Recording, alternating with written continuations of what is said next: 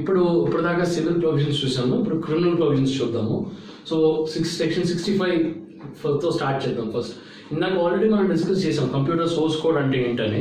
మళ్ళీ ఇంకొకసారి computer source code అనేది ఎలా డిఫైన్ చేశారంటే listing of computer programs, design and layout. ఇప్పుడు ఒక ప్రోగ్రామ్ని కనుక ఎలా ఉంటుందో ప్రోగ్రాము, దాని డిజైన్ ఏంటి, దాని లేఅవుట్ ఏంటి, ఇవన్నింటినీ కూడా కంప్యూటర్ సోర్స్ కోడ్ కింద డిఫైన్ చేశారు. సో దీన్ని కనుక మోడిఫై చేసిన ఆల్టర్, ట్యాంపరింగ్ అంటాం మనం, alter or caused to alter అంటే మీరు మార్చినా లేకపోతే మార్చడానికి ప్రయత్నం చేసినా, సో దీన్ని cause or alter or caused to alter అంటాము.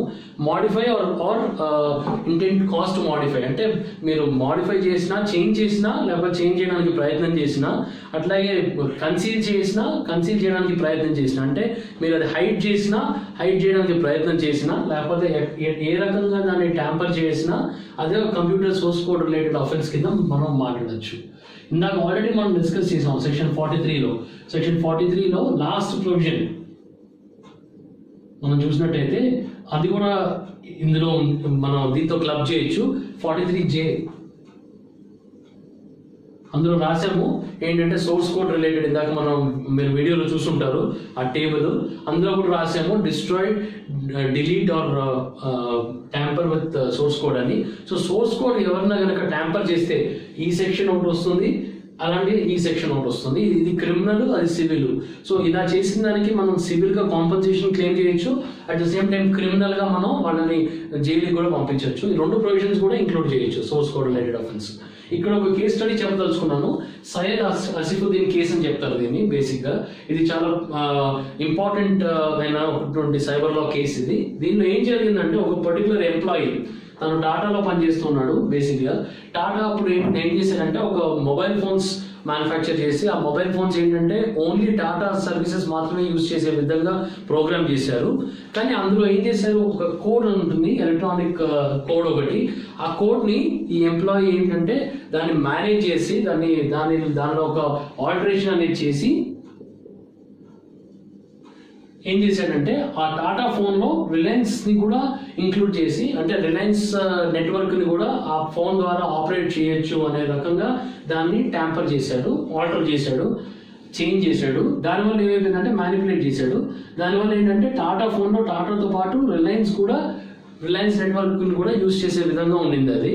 సో ఇక్కడ ఈ ఎలక్ట్రానిక్ కోడ్ ఏదైతే ఉండిందో ఆ కోడ్ ని మనం కంప్యూటర్ సోర్స్ కోడ్ గా గుర్తించవచ్చు. ఎందుకంటే ఇందాక ఆల్రెడీ చెప్పాను, సోర్స్ కోడ్ అనేది చాలా ఇంపార్టెంట్ పార్ట్ ప్లే చేస్తుంది. ఈ ప్రోగ్రామ్స్ అన్నింటినీ కూడా కంట్రోల్ చేస్తుంది.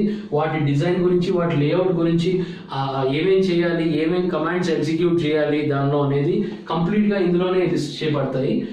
ఇందులో కనుక మనం ఏ రకమైన మార్పు చేసినా, ఏ రకమైన ఆల్టరేషన్ చేసినా, చేంజ్ చేసినా ఖచ్చితంగా ఇది డెఫినెట్ గా ఓవరాల్ గా ఉన్న సాఫ్ట్వేర్ ని, దాని పర్పస్ ని మనకి ఖచ్చితంగా వైలేట్ చేస్తుంది. అదే రకంగా ఈ కేసులో చూసినట్టయితే ఈ ఎలక్ట్రానిక్ కోడ్ ఏదైతే ఉందో ఆ కోడ్ ని మ్యానిపులేట్ చేశాడు అతను, మార్చాడు ఆ కోడ్ ని. ఆ కోడ్ లో మార్పు వల్ల టాటాతో పాటు రిలయన్స్ కూడా ఆపరేట్ అయ్యే విధంగా చేశాడు. కాబట్టి దీన్ని ఈ పర్టికులర్ కేస్ ని 65తో పాటు ఇందాక మనం డిస్కస్ చేసినట్టు 43J కూడా యూజ్ చేశారు. దాంతో పాటు రకరకాల సెక్షన్స్ కూడా యూజ్ చేశారు. అది మనం తర్వాత డిస్కస్ చేద్దాం. కానీ ప్రైమరీగా మీరు అర్థం చేసుకోవాల్సింది ఏంటంటే ఈ సోర్స్ కోడ్ రిలేటెడ్ ఇష్యూ ఏదైనా ఉంటే కనుక ఈ కేసు మాత్రం గుర్తుపెట్టుకోండి. సయ్యద్ అసిఫుద్దీన్ కేస్. ఈ కేసులో మనకి ఆ మ్యానిపులేషన్ చేశాడు కాబట్టి ఈ మొబైల్ ఫోన్ లో టాటాతో పాటు రిలయన్స్ కూడా యూజ్ చేసే రకంగా చేశాడు కాబట్టి దీన్ని సోర్స్ కోడ్ ట్యాంపరింగ్ అని, థెఫ్ట్ ఆఫ్ సోర్స్ కోడ్ అని ఇందాక ఆల్రెడీ చెప్పాము. మోడిఫై చేయడానికి ప్రయత్నం చేసినా కానీ ఒకవేళ ఎటువంటి ఇష్యూస్ కనుక చేస్తే కంప్యూటర్ సోర్స్ కోడ్ కి సంబంధించి ఈ సెక్షన్ అలాగే 43J రెండు అప్లై అవుతాయి. సో ఇది చాలా ఇంపార్టెంట్ ప్రొవిజన్ గా నేను అనుకుంటున్నాను. ఇంకో ఇంపార్టెంట్ ఆస్పెక్ట్ ఇక్కడ చెప్దాం అనుకుంటున్నాను. ఇప్పుడు నెక్స్ట్ మనం డిస్కస్ చేసే సెక్షన్ 66 అంటారు దీన్ని. దీంట్లో ఏంటంటే కంప్యూటర్ రిలేటెడ్ ఆఫెన్సెస్ అని ఈ సెక్షన్ ని రిలేట్ చేస్తాము. ఇక్కడ ఒక ఇంపార్టెంట్ ఆస్పెక్ట్ ఏంటంటే ఏ కేసు జరిగినా, అంటే కంప్యూటర్ కి సంబంధించింది ఆల్రెడీ మనం కంప్యూటర్ అంటే ఏంటో డిఫైన్ చేసుకున్నాం, అలాగే మొబైల్ కూడా కంప్యూటర్ అనే డెఫినేషన్ లో కూడా మనం మాట్లాడుకున్నాం. సో ఈ రకంగా ఏ కంప్యూటర్ రిలేటెడ్ అఫెన్స్ జరిగినా 66 అనేది కంపల్సరీ వస్తుంది. ఎందుకంటే కంప్యూటర్ రిలేటెడ్ అఫెన్సెస్, అంటే కంప్యూటర్కి సంబంధించిన అఫెన్స్ అంటే ఆల్రెడీ నాకు చెప్పాను, సీరియస్ వైలేషన్ని అఫెన్స్ అంటారు. ఏ కంప్యూటర్ రిలేటెడ్ అఫెన్స్ అయినా సెక్షన్ 66 వస్తుంది. సో మీరు ఎగ్జామినేషన్లో కనుక ఏదైనా సెక్షన్ కోట్ చేయమన్నా, కంప్యూటర్ రిలేటెడ్కి ఏదైనా చెప్పాలనుకున్నా, మీకు ఏం తెలిసినా తెలియకపోయినా ప్రైమరీగా 66 రాయండి. బికాస్ అది కంప్యూటర్కి సంబంధించిన కంప్యూటర్ కనుక ఉన్నట్టయితే అక్కడ ఆ కేసులో ఖచ్చితంగా 66 అనేది ఇంక్లూడ్ అవుతుంది. సో ఇక్కడ ఈ కంప్యూటర్ రిలేటెడ్ అఫెన్స్ లో ఒక చిన్న వర్డ్ వాడారు, ఏంటంటే డిజానెస్ట్లీ అనే వర్డ్ వాడారు. డిజానెస్ట్లీ అంటే ఏంటంటే ఆనెస్ట్ గా కాకుండా డిజానెస్ట్ గా ఉండడం. అంటే ఆ డిజానెస్ట్ ఏ మీనింగ్ వస్తుంది, ఐపీసీలో ఉన్న మీనింగ్ వస్తుంది. ఇండియన్ పీనల్ కోడ్ లో ఏదైతే మీనింగ్ ఇచ్చారో డిజానెస్ట్ కి, ఆ డిజానెస్ట్ మీనింగ్ ఇక్కడే అప్లై అవుతుందని చెప్తున్నారు వాళ్ళు. సో బేసిక్ గా ఇక్కడ మనం అర్థం చేసుకోవాల్సింది ఏంటంటే ఈ 66 లోనే సబ్ ప్రొవిజన్స్ ఇచ్చారు.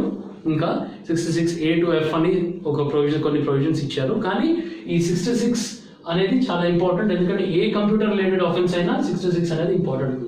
సో అది కన్సిడర్ చేస్తే ఇక్కడ సెక్షన్ 65తో పాటు సెక్షన్ 43Jతో పాటు 66 కూడా వస్తుంది. ఎందుకు వస్తుంది? దీన్ని మనం మొబైల్ ఫోన్ని కంప్యూటర్ అనుకుంటున్నాం కాబట్టి.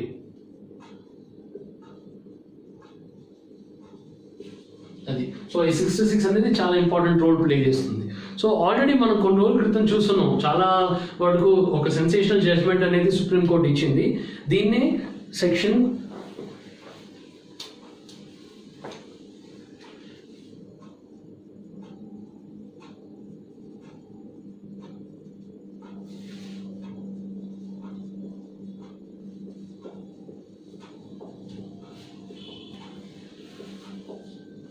సో బేసిక్గా నేను ఇక్కడ ఒక సినారియో తీసుకొస్తున్నాను మీ ముందరికి. మన ఇన్ఫర్మేషన్ టెక్నాలజీ యాక్ట్ 2008లో వచ్చిన ఇంకో సెక్షన్ ఏంటంటే సెక్షన్ 66A. ఈ 66A ఏం చెప్పిందంటే బేసిక్గా మీరు అనాయన్స్ కానీ ఇన్కన్వీనియన్స్ కానీ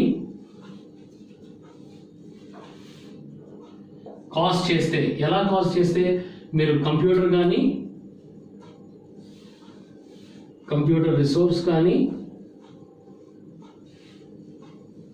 మొబైల్ కానీ వాడి ఏదైనా మెసేజ్ పంపించి దాని ద్వారా అనాయన్స్ కానీ ఇన్కన్వీనియన్స్ కానీ కాజ్ చేస్తే వాళ్ళని ఖచ్చితంగా ఈ సెక్షన్కి కింద బుక్ చేయడానికి ఈ సెక్షన్ ఇంట్రడ్యూస్ చేశారు. సో బేసిక్గా మనం అర్థం చేసుకోవాల్సింది ఏంటంటే ఈ అనాయన్స్ అనేది ఏంటి, ఇన్కన్వీనియన్స్ అంటే ఏంటి అనేది డిఫైన్ చేయలేదు. ఈ అనాయన్స్ అనేది డిఫైన్ చేయకపోవడం వల్ల ఏమైందంటే చాలా రకరకాల అర్థాలు వచ్చాయి. సో చాలా మంది ఏంటంటే ఈ ప్రొవిజన్ వాడి దాన్ని మిస్యూజ్ చేసుకొని, అబ్యూస్ చేసుకొని రకరకాల కేసెస్ ఫైల్ చేశారు. మీకు ఒక చిన్న ఎగ్జాంపుల్ చెప్తాను. బేసిక్గా ఒక కేక్ షాప్లో జరిగినటువంటి ఫన్నీ ఇన్సిడెంట్, అట్లాగే మనకి మహారాష్ట్రలో కూడా ఈ సెక్షన్ని ఎలా మిస్యూజ్ చేశారు పోలీస్ వాళ్ళు మనం ఖచ్చితంగా అర్థం చేసుకోవాల్సిన అవసరం ఖచ్చితంగా ఉంది. ఫస్ట్ మనం ఈ పోలీస్ కేసు చూద్దాము. మహారాష్ట్రలో ఒక ప్లేస్ ఉంది ఫల్గర్ అని. ఆ ప్లేస్లో ఉన్నటువంటి స్టూడెంట్స్ ఇద్దరిని పోలీసులు అరెస్ట్ చేశారు. దేని కింద? సెక్షన్ 66A కింద అరెస్ట్ చేశారు. ఎందుకంటే ఒక ఫేస్బుక్ పోస్ట్ రాసింది ఒక అమ్మాయి, ఇంకో అమ్మాయి ఆ ఫేస్బుక్ పోస్ట్ లైక్ చేసింది. ఈ రెండు చేయడం వల్ల ఒక పర్టికులర్ పొలిటికల్ పార్టీకి అనాయన్స్ ఇన్కన్వీనియన్స్ కాజ్ అయినాయి. ఇందాక మనం అన్నట్టు ఆ మెసేజ్ ఒక కంప్యూటర్ ద్వారా, కంప్యూటర్ రిసోర్స్ ద్వారా పంపించబడింది కాబట్టి అది బేస్ చేసుకొని 66A ప్రకారం అరెస్ట్ చేశారు. సో ఇక్కడ ఈ ప్రొవిజన్ యొక్క ఉద్దేశం వేరు, ఇక్కడ జరిగినటువంటి అప్లికేషన్ ఆఫ్ ప్రొవిజన్ వేరు. సో ఉద్దేశం ఒకటైతే ఇక్కడ యూజ్ చేసుకున్నది వేరే ఉద్దేశంతో వాడారు. సో దీనివల్ల ఏమైపోయిందంటే ఈ క్లారిటీ లేకపోవడం వల్ల ఏది అనాయన్స్ ఏది ఇన్కన్వీనియన్స్ ఎవరికి తెలియనందువల్ల రకరకాల తప్పుడు అర్థాలు కూడా వెలుగులోకి వచ్చాయి. దానివల్ల ఏమైపోయిందంటే ఇది యూజ్ చేసుకునే దానికన్నా మిస్యూజ్ చేసే ఆస్కారం ఎక్కువ కనపడుతుంది. సో ఈ ఇన్సిడెంట్లో చూస్తే ఇది మన fundamental right to freedom of speech and ప్రైవసీకి వైలేట్ అవుతుంది. ఎందుకంటే వాళ్ళ ఒపీనియన్ ఎవరికైనా సరే ఫండమెంటల్ రైట్లో మనకి ఎక్స్ప్రెస్ చేసే అధికారం డెఫినెట్గా ఉంటుంది.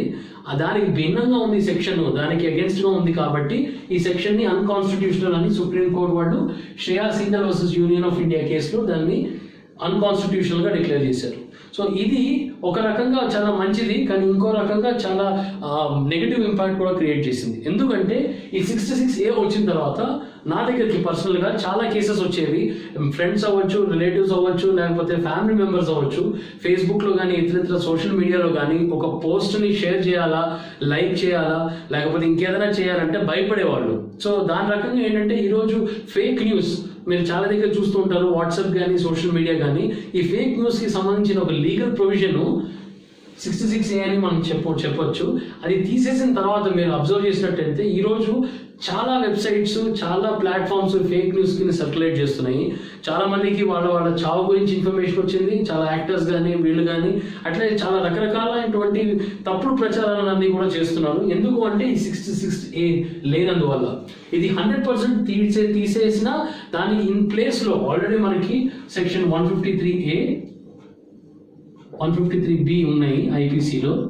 ఎవరి సెంటిమెంట్స్ అన్నా హర్ట్ చేస్తారు, ఎవరి రిలీజియన్కి సంబంధించిన సెంటిమెంట్స్ ఎవరైనా హర్ట్ చేసినా కూడా దీని కింద ఖచ్చితంగా కేసు నమోదు చేసే ఆస్కారం ఉంటుంది. కానీ ఈరోజు ఇది లేనందువల్ల ఈ ఫేక్ న్యూస్ లాంటివి చాలా చివరైపోతున్నాయి ఇవాళ. సో ఒక రకంగా చూస్తే ఇది కొంతవరకు ఇలాంటి ఫేక్ న్యూస్ని కంట్రోల్ చేయడానికి తోడ్పడింది. కానీ ఈరోజు అన్కాన్స్టిట్యూషనల్, ఖచ్చితంగా అన్కాన్స్టిట్యూషనల్. అండ్ ఏ లా అయినా సరే ఇండియాలో కాన్స్టిట్యూషన్కి అగేన్స్ట్గా ఉంటే దాన్ని అన్కాన్స్టిట్యూషనల్గా డిక్లేర్ చేయాల్సిన అవసరం ఖచ్చితంగా ఉంది. ఏ లా చేసినా కాన్స్టిట్యూషన్కి సింక్లో ఉండాలి కాబట్టి ఈ ప్రొవిజన్ అనేది తీసేశారు. ఆ ప్రొవిజన్ తీసేసిన తర్వాత వాక్యూమ్ అనేది ఖచ్చితంగా కనపడుతుంది, ఒక గ్రే ఏరియాగా మనం చెప్పుకోవచ్చు. సో అది లేనందువల్ల ఇది కూడా ఉంది అనేది చాలా మందికి ఐడియా లేదు. సో మీరు ఇప్పుడు అర్థం చేసుకోవాల్సింది ఏంటంటే 153A-Bలో ఎవరి సెంటిమెంట్స్ అయినా, రిలీజియస్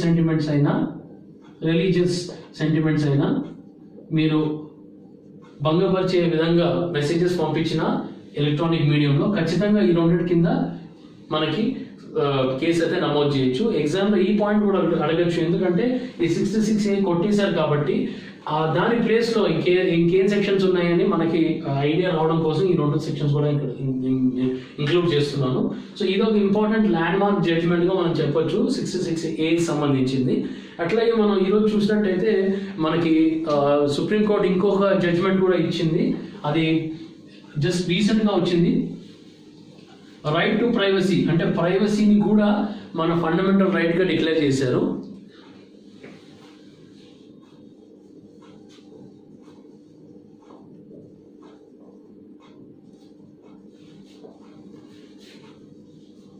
సో ఇది కూడా చాలా ఇంపార్టెంట్ అయిన కేసు, బికాస్ ఒక ల్యాండ్ మార్క్ జడ్జ్మెంట్ వచ్చింది ఇక్కడ రైట్ టు ప్రైవసీ అనేది. ఈ ప్రైవసీ మొన్నటి దాకా ఏంటంటే ఓన్లీ మనకి పేపర్ దాకే పరిమితమైంది. కానీ ఈ రోజు మొట్టమొదటిసారిగా సుప్రీంకోర్టు దీన్ని వెలుగులోకి తీసుకొచ్చి మన ఫండమెంటల్ రైట్గా గుర్తించింది. సో దీన్ని కూడా మనం కరెక్ట్గా Puttaswamy versus union of India ఈ కేసులో చెప్పారు సుప్రీంకోర్టు ఈ రకంగా. సో ఇది చాలా ముఖ్యమైన కేసు. సో ఇది రీసెంట్గా వచ్చిన కేసు కాబట్టి ఈ కేసులో రైట్ టు ప్రైవసీ ఫండమెంటల్ రైట్గా డిక్లేర్ చేశారు. సో ఇది కూడా ఒక ఇంపార్టెంట్ ప్రొవిజన్గా నేను ఎక్స్ప్లెయిన్ చేస్తున్నాను. సో ఇక్కడ మనం చూసినట్టయితే రకరకాల ప్రొవిజన్స్ ఉన్నాయి, ఇంకా మనం డిస్కస్ చేసుకోవాల్సింది. కానీ ఇవన్నీ కూడా కంప్యూటర్ రిలేటెడ్ అఫెన్సెస్ కిందనే వస్తాయి. సో ఈ కంప్యూటర్ రిలేటెడ్ అఫెన్సెస్ అనే ప్రొవిజన్ మీరు గుర్తుపెట్టుకోండి. అక్కడ సెక్షన్ 43, ఇక్కడ 66. ఈ రెండు చాలా ఇంపార్టెంట్ సెక్షన్స్. ఈ రెండు కనుక గుర్తుపెట్టుకుంటే మీ ఎగ్జామ్ పాయింట్ ఆఫ్ వ్యూ నుంచి చాలా ఈజీ అయిపోతుంది. బికాజ్ ఐటీ యాక్ట్లో ఉన్న సివిల్ అండ్ క్రిమినల్ ప్రొవిజన్స్ మీకు చాలా తేలిగ్గా అర్థం అవుతాయి. ఎందుకంటే 43 అంటే సివిల్, 65 to 75 అంటే క్రిమినల్. ముఖ్యంగా 65 to 75లో కూడా 66 అనేది ఒక ప్రధానమైన స్థానం ఏర్పడుతుంది. ఎందుకంటే ఈ 66లోనే చాలా రకరకాల సెక్షన్స్ ఉన్నాయి. ఈ 66B అనేది ఒకటి ఇంట్రడ్యూస్ చేశారు. తర్వాత 66C, 66D, 66E, అలాగే 66F. ఈ ప్రొవిజన్స్ కూడా ఇవన్నీ కూడా కంప్యూటర్ రిలేటెడ్ అఫెన్సెస్ అంటే సెక్షన్ 66 కిందనే ఇంట్రడ్యూస్ చేయబడ్డాయి. సో ఇవన్నీ రకరకాల అఫెన్సెస్. ఇవేంటనేది ఒకసారి మనం చూద్దాం.